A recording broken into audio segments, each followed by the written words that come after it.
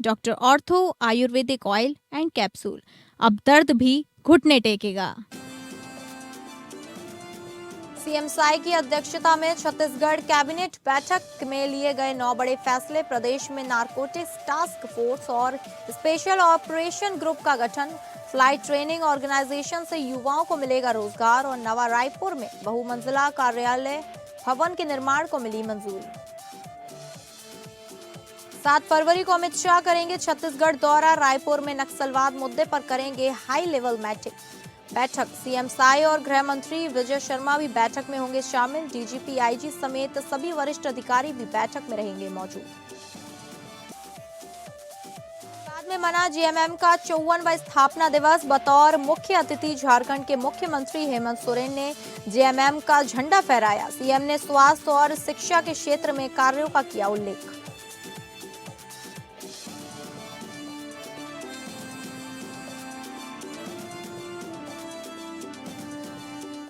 नमस्कार, आप सभी का स्वागत है स्टेट लाइव में। मैं हूं आपके साथ शालिनी राणा। शुरुआत करेंगे स्टेट लाइव की छत्तीसगढ़ की खबरों से। छत्तीसगढ़ के मुख्यमंत्री विष्णुदेव साई की अध्यक्षता में आज मंत्रालय में कैबिनेट की महत्वपूर्ण बैठक हुई, जिसमें प्रदेश के विकास और सुरक्षा से जुड़े 9 बड़े निर्णय लिए गए। उप मुख्यमंत्री ने जानकारी देते हुए बताया कि 10 जिलों में जिला स्तरीय नारकोटिक्स टास्क फोर्स का गठन किया जाएगा और प्रदेश में स्पेशल ऑपरेशन ग्रुप भी स्थापित किया जाएगा। कैबिनेट ने युवाओं के रोजगार को बढ़ावा देने के लिए प्रदेश में फ्लाइट ट्रेनिंग ऑर्गेनाइजेशन की स्थापना की मंजूरी दी। इसके अलावा 35 आवासीय कॉलोनियों में खुले स्थानों को नगर निगम और नगर पालिकाओं को सौंपने का निर्णय लिया गया और नवा रायपुर में शासकीय विभागों और निगम मंडलों के कार्यालयों के लिए बहुमंजिला भवन निर्माण की स्वीकृति दी गई। सिरपुर और अरपा क्षेत्र में विकास कार्यों की गति बढ़ाने के लिए भूमि आवंटन का अधिकार कलेक्टर को दिया गया है। इसके साथ ही कैबिनेट ने छत्तीसगढ़ क्लाउड फर्स्ट नीति को लागू करने और मोबाइल टावर योजना का विस्तार करने की मंजूरी भी प्रदान की। इन निर्णय से प्रदेश के विकास, सुरक्षा और युवाओं के रोजगार में बड़ा सुधार आने की उम्मीद है।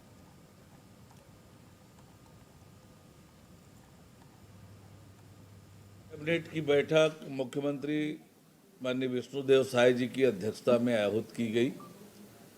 बैठक में अनेक महत्वपूर्ण निर्णय आज लिए गए हैं, जिनमें से मादक पदार्थों के रोकथाम की दिशा में एक बहुत बड़ा निर्णय लेते हुए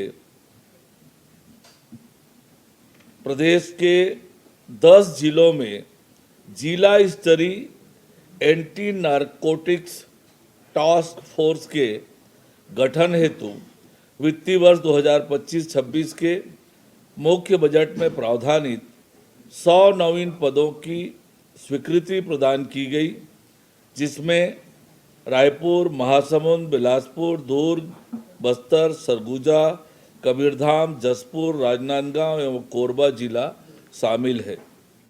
छत्तीसगढ़ उप मुख्यमंत्री श्री विजय शर्मा ने रायपुर में पत्रकारों से बातचीत के दौरान कहा कि धान खरीदी व संग्रहण केंद्रों में लापरवाही करने वालों के खिलाफ सख्त कार्रवाई की जाएगी।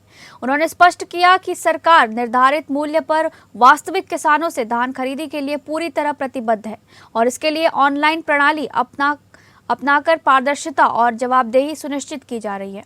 उप मुख्यमंत्री ने बताया कि मुख्यमंत्री विष्णुदेव साई की पहल से धान खरीदी की अवधि बढ़ाई गई है, ताकि उन किसानों का धान भी खरीदा जा सके जिनका धान निर्धारित समय में नहीं बिक पाया था। उन्होंने कहा कि इस कदम से किसानों को बड़ा लाभ मिलेगा और उन्होंने मुख्यमंत्री का आभार व्यक्त किया। शर्मा ने कहा कि कवर्धा में संग्रहण केंद्र में धान की कमी और लापरवाही सामने आई है, जिस पर शासन ने सख्त रुख अपनाया है। उन्होंने कहा कि सभी लापरवाही करने वाले अधिकारियों के खिलाफ कठोर कार्रवाई की जा रही है और जहां भी कोई चूक पाई जाएगी वहां भी सख्त कदम उठाए जाएंगे। उन्होंने दोहराया कि किसान हित सरकार की सर्वोच्च प्राथमिकता है और जीरो टॉलरेंस नीति के तहत सभी कार्य सुनिश्चित किए जा रहे हैं।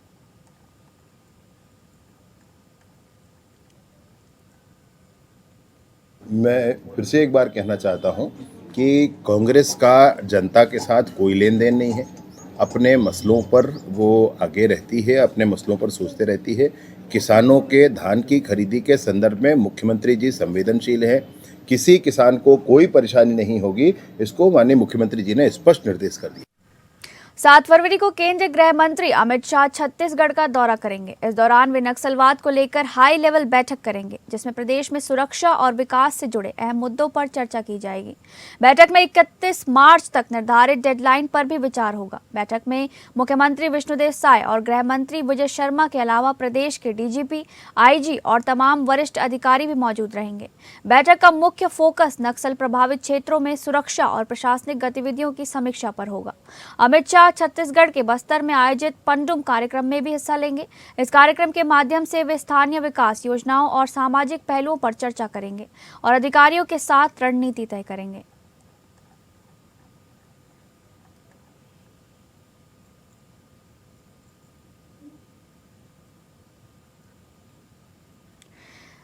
छत्तीसगढ़ की राजधानी रायपुर के टेकारी ग्राम में मडाई मेला के बाद आयोजित सांस्कृतिक कार्यक्रम के दौरान सरपंच चंद्रकांत वर्मा और उनके साथियों पर हुए जानलेवा हमले के मामले में विवाद बढ़ गया है। मामले में पुलिस ने 2 आरोपियों को गिरफ्तार किया, जिसके बाद उनके परिजनों और पक्ष के लोगों ने विधानसभा थाने का घेराव कर गंभीर आरोप लगाए। परिजनों का कहना है कि एफआईआर दर्ज करने में जानबूझकर देरी की गई और उनकी सुनवाई नहीं की गई। पक्ष ने आरोप लगाया कि सरपंच और उनके साथियों ने थाने के बाहर गजेंद्र वर्मा और दिलेंद्र निषाद के साथ मारपीट की थी। इस घटना का सीसीटीवी फुटेज मौजूद होने के बावजूद पुलिस द्वारा उसे सार्वजनिक नहीं किया जा रहा है। परिजन का कहना है कि नेटवर्क की समस्या बताकर रात में एफआईआर दर्ज नहीं की गई, जिससे उन्हें मजबूरन थाने का घेराव करना पड़ा। दूसरे पक्ष ने यह भी आरोप लगाया कि सत्ता के दबाव में मारपीट को गंभीर धारा 307 यानी हत्या का प्रयास धारा के तहत दर्ज किया गया और विवाद में शामिल न होने वाले लोगों को भी नामजद कर जेल भेजा गया।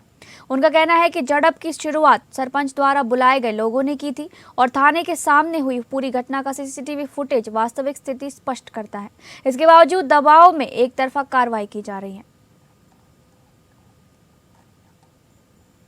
आरी से अपन दर्ज करवाए बर है ना, तो ओ मन ना जस्ट ओ मन उतरी से ओकर मन ऊपर हाथापाई करी से मोर लड़का ला मारे है और मोर लड़का मारी से फिर वो बेहोश होके गिर गए। ओ गिरी से ओकर बाद ओला पूरा पैर में मारे, ओकर मुंह डाले ब्लड निकले, आंख में पूरा ब्लड जम गए है और पूरा हाथ पैर भी ओकर छिला गए है। ओकर दोस्त ओकर ऊपर सोई से तो मोर बच्चा बचे है, नहीं तो फिर बच्चा वो दिन का होती तो समझ नहीं आती। अब बात करेंगे मध्य प्रदेश से जुड़ी खबर की, जहां नर्मदापुरम में एनएसयूआई के प्रदेश अध्यक्ष आशुतोष चौकसे के नेतृत्व में नरसिंहपुर गाडरवारा से 210 किलोमीटर लंबी पैदल जन चेतना यात्रा का भव्य समापन हुआ। इस यात्रा का उद्देश्य शिक्षा, स्वास्थ्य, किसानों के अधिकार, नर्मदा संरक्षण और नशा मुक्ति समाज जैसे मुद्दों पर जनता को जागरूक करना था। नगर कांग्रेस और एनएसयूआई कार्यकर्ताओं ने प्रदेश अध्यक्ष का पुष्प वर्षा और भव्य स्वागत किया, जिससे पूरे क्षेत्र में उत्सव का माहौल बन गया। जनचेतना यात्रा के दौरान युवा और आम नागरिकों ने यात्रा का समर्थन किया।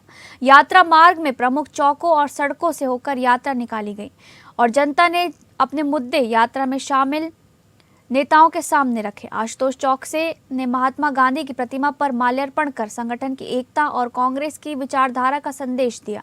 उन्होंने कहा कि ये यात्रा केवल चिंगारी है, असली आंदोलन अभी बाकी है। प्रदेश अध्यक्ष ने पूर्व शिवराज सरकार और वर्तमान मोहन यादव सरकार पर निशाना साधते हुए कहा कि बेरोजगारी, महंगाई और किसानों की समस्याओं का कोई समाधान नहीं हो रहा। यात्रा में medical college, agriculture research centre, MSP, सहकारी मिलों के सशक्तिकरण, नर्मदा संरक्षण और नशा मुक्ति समाज निर्माण की मांग प्रमुखता से उठाई गई। आशुतोष चौकसे ने आश्वासित किया कि कांग्रेस विधायक और सांसद जनता की आवाज विधानसभा और लोकसभा में मजबूती से उठाएंगे।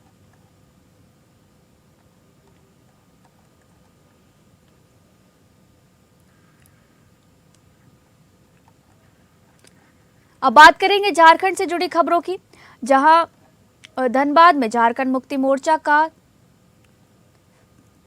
54वां स्थापना दिवस मनाया गया, जिसमें बतौर मुख्य अतिथि झारखंड के मुख्यमंत्री हेमंत सोरेन पहुंचे थे। इस कार्यक्रम में झारखंड सरकार में मंत्री सुदीप कुमार, योगेंद्र प्रसाद महतो और हफीजुल अंसारी ने भी शिरकत की। उनके साथ साथ टुंडी विधायक मथुरा प्रसाद महतो, चंदन कियारी विधायक, उमाकांत रजक भी शामिल हुए। कार्यक्रम की शुरुआत माननीय मुख्यमंत्री द्वारा झामुमो के झंडे को फहराकर हुई। झारखंड मुक्ति मोर्चा के बोकारो और धनबाद जिले के तमाम कार्यकर्ता भारी संख्या में धनबाद के गोल्फ ग्राउंड में पहुंचे थे। हेमंत सोरेन और सभी झारखंड सरकार के मंत्री जो वहां मौजूद थे, सभी ने अपने संबोधन में झारखंड मुक्ति मोर्चा के संस्थापक और स्वर्गीय शिबू सोरेन के झारखंड बनने में किए गए योगदान को याद किया। मुख्यमंत्री हेमंत सोरेन ने सरकार द्वारा की जा रही स्वास्थ्य और शिक्षा के क्षेत्र में कार्यों का उल्लेख किया और ये भी कहा कि हमें बेहतर झारखंड के लिए अभी और लड़ाई लड़नी है। और उन्होंने लोगों से अपील की कि इस निकाय चुनाव में और आने वाले पंचायत चुनाव में झारखंड मुक्ति मोर्चा समर्थित उम्मीदवारों को जिताएं। उन्हीं का बलिदान, उन्हीं का समर्पण आज हमें अलग पहचान देता है। आज हम गर्व से अपने आप को एक झारखंडी कहते हुए गर्व महसूस करते हैं।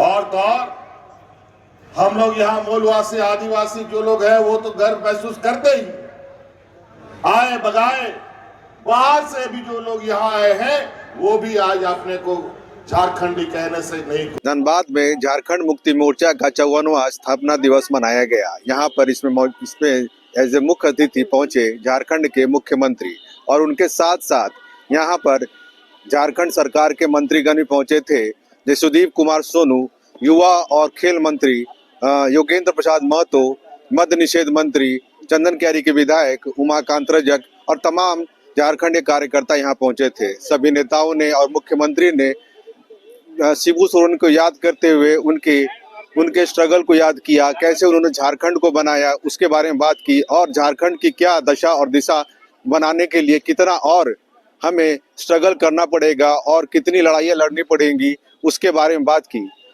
सभी कार्यकर्ता काफी उत्साहित दिखे झारखंड के मुख्यमंत्री के आने से।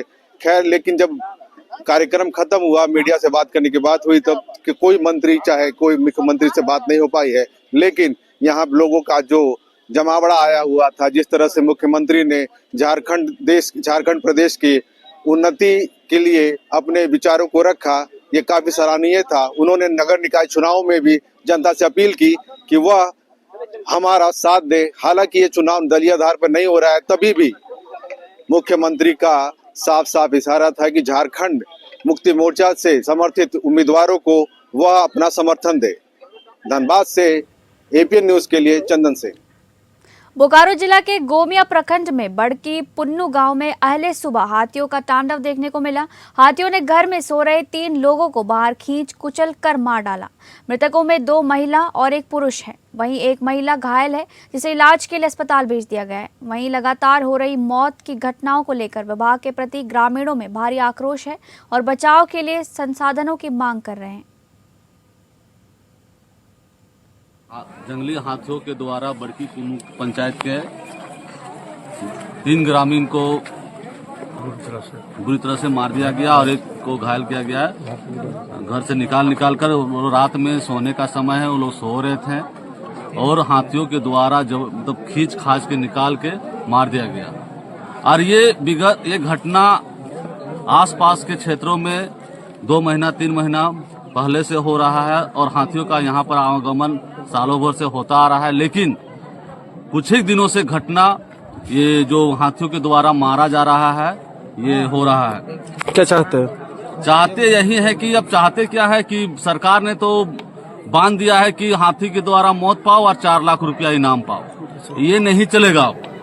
बोकारो के चीराचास थाना अंतर्गत पीलर गाड़िया में एक मकान को निशाना बनाते हुए महिला चोर ने चोरी की घटना को अंजाम दिया। पीड़ित महिला मकान मालकिन सुल्ताना खातून के अनुसार वो घर में अकेली थी, तभी उनका डोरबेल बजा और उसने दरवाजा खोला तो एक महिला भिक्षा लेने के लिए खड़ी थी। जब महिला को भिक्षा देने के लिए घर की ओर पीछे मुड़ी तो उन्हें पीछे से मुंह पर कपड़ा रखकर कुछ संदिग्ध पदार्थ सुंघाया गया, जिससे वह बेहोश हो गई। महिला के बेहोश होने के बाद चोरी की मंशा से आई भिखारी महिला ने घर के अंदर घुसकर अलमारी में रखे लगभग 3 लाख के जेवरात और 5,000 रुपए कैश की लूट की घटना को अंजाम दिया। घटना की कुछ ही देर बाद जब घर के अन्य सदस्य घर पहुंचे तो देखा कि महिला सुल्ताना खातून बेहोश पड़ी थी और मुंह में कपड़ा ठूसा हुआ था। घर की अलमारी खुली पड़ी थी और सारा सामान बिखरा पड़ा था। घर में रखे जेवर और कैश भी गायब थे। घर वालों ने बेहोश पड़ी महिला को उठाकर अस्पताल ले जाया। पुलिस को भी इसकी सूचना दी गई। चास डीएसपी प्रवीण कुमार सिंह ने बताया कि पीड़ित की ओर से अभी लिखित शिकायत नहीं दी गई है। कितनी की चोरी हुई है इसका लिखित शिकायत मिलने के बाद मामला दर्ज किया जाएगा। फिलहाल पुलिस अनुसंधान में जुटी हुई है।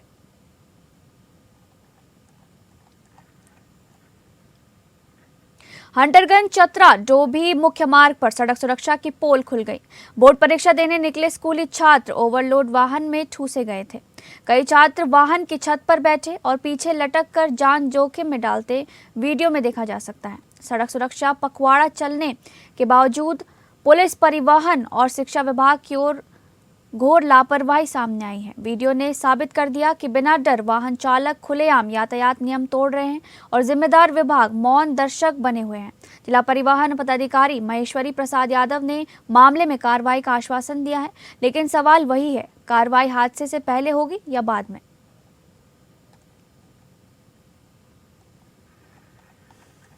जहां नवी मुंबई पुलिस की केंद्रीय अपराध शाखा ने मोटरसाइकिल और रिक्शा चोरी करने वाले एक शातिर संगठित गिरोह का खुलासा किया है।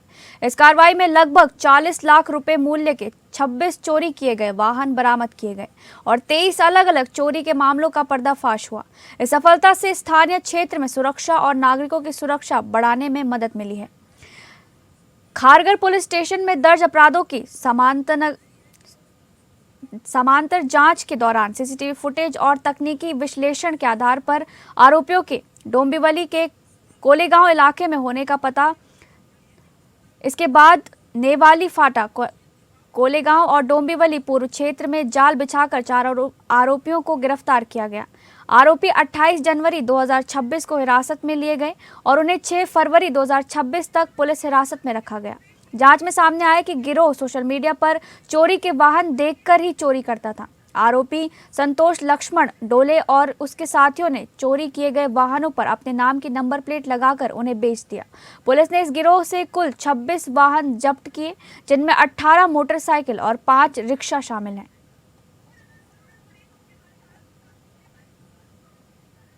उल्लासनगर के कैंप नंबर 4 प्रभाग क्रमांक 14 में लगातार 5 दिनों से पानी की आपूर्ति न होने पर 68 वर्षीय वरिष्ठ नागरिक राजाराम शंकर पवार ने जलापूर्ति कार्यालय में अर्धनग्न होकर प्रशासन के खिलाफ जोरदार विरोध जताया। पानी न मिलने के कारण नागरिकों का दैनिक जीवन अस्त व्यस्त हो गया था और अधिकारियों की टालमटोल भरी प्रतिक्रिया से पवार का धैर्य जवाब दे गया। राजाराम पवार ने शनिवार, रविवार और सोमवार लगातार 3 दिन कार्यालय जाकर समस्या का समाधान मांगा, लेकिन कोई ठोस जवाब नहीं मिलने पर ये कठोर कदम उठाया। विरोध की इस घटना के बाद प्रशासन हरकत में आया और सोमवार रात इलाके में टैंकर से पानी पहुंचाया गया, जबकि मंगलवार सुबह नियमित आपूर्ति भी शुरू हुई। हालांकि नागरिकों ने कहा कि ये केवल अस्थायी उपाय है और मूल समस्या स्थायी रूप से हल नहीं की गई तो भविष्य में फिर से पानी की किल्लत होगी। लोगों ने उल्लासनगर महानगर पालिका पर जल वितरण व्यवस्था में लगातार गड़बड़ी का आरोप लगाया और तुरंत ठोस सुधार की मांग की।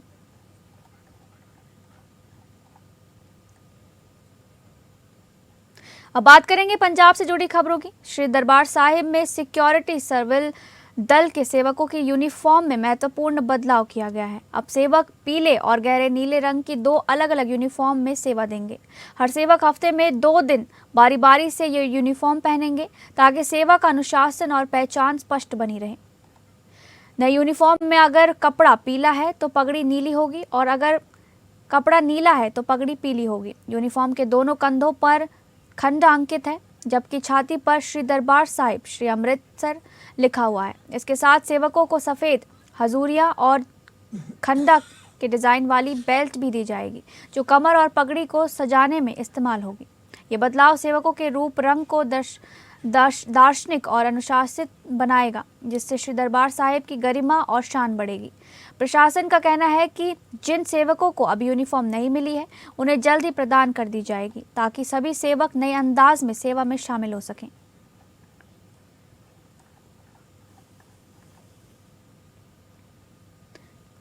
पंजाब के फिरोजपुर जिले में तलवंडी भाई गांव में एक एनआरआई हरपाल सिंह सिद्धू पर 15-16 हथियारबंद लोगों ने उनके घर में घुसकर तेजधार हथियारों से हमला कर दिया। हरपाल सिंह कनाडा के टोरंटो से अपने परिवार से मिलने आए थे और घर में धूप सेक रहे थे, तभी अचानक हमला हुआ। हमलावरों ने दरवाजे तोड़कर उन्हें कमरे में बंद किया, लेकिन गांव के मौजूदा सरपंच हरभगवान सिंह गिल ने समय रहते पहुंचकर उनकी जान बचाई और घायल को अस्पताल भेजा।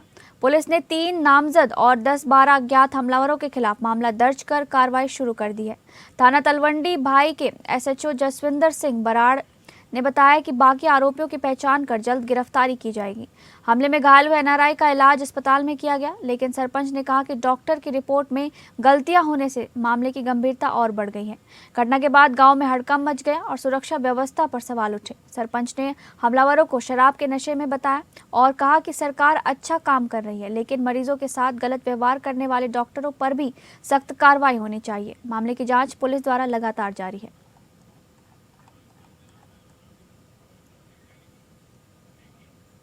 अमृतसर से एक गंभीर और चौंकाने वाला मामला सामने आया है, जहां पैसे के लेन देन को लेकर दामाद और ससुराल वालों के बीच झगड़ा हिंसक रूप में बदल गया। पीड़ित ने आरोप लगाया कि ससुराल वालों ने उसे पीटा और उसकी पत्नी, जो 8 महीने की प्रेग्नेंट हैं, उन पर हमला किया। झगड़े के दौरान प्रेग्नेंट महिला के पेट में लात मारी गई, जिसके बाद उसे तुरंत अस्पताल ले जाया गया। पीड़ित ने बताया कि उसके पास मेडिकल रिपोर्ट मौजूद है और पत्नी का इलाज करवा लिया गया है। विवाद का मूल कारण पैसे का लेन देन और गाड़ी से जुड़ा पुराना मामला बताया जा रहा है। जब उसने पैसे देने से इनकार किया तो ससुराल वालों ने गाली गलौज और मारपीट की, जिससे मामला और बिगड़ गया। पुलिस ने इसे दोनों पक्षों के बीच पुराना वित्तीय विवाद बताया है। हालांकि परिवार का कहना है कि यह हिंसा असहनीय है और वे न्याय की मांग कर रहे हैं। इलाके में इस घटना को लेकर चर्चा का माहौल बना हुआ है। प्रशासन की नजर अब मामले पर टिकी हुई है।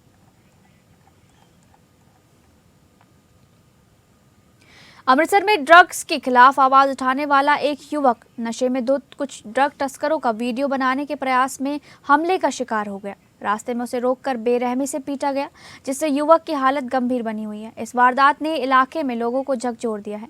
पीड़ित के परिवार ने दोषियों के खिलाफ कड़ी कार्रवाई की मांग की है और कहा कि जो लोग ड्रग्स रोकने की कोशिश कर रहे हैं, उन्हें लगातार निशाना बनाया जा रहा है। परिवार ने प्रशासन से अपील की है कि ऐसी घटनाओं पर सख्त कार्रवाई की जाए, ताकि भविष्य में कोई और पीड़ित न हो। पुलिस ने मामले में तुरंत कार्रवाई करते हुए केस दर्ज कर जांच शुरू कर दी है। अधिकारियों का कहना है कि दोषियों की पहचान कर उन्हें जल्द गिरफ्तार किया जाएगा और पूरी घटना का तथ्यात्मक विश्लेषण किया जा रहा है, ताकि दोषियों को न्याय के कटघरे में लाया जा सके।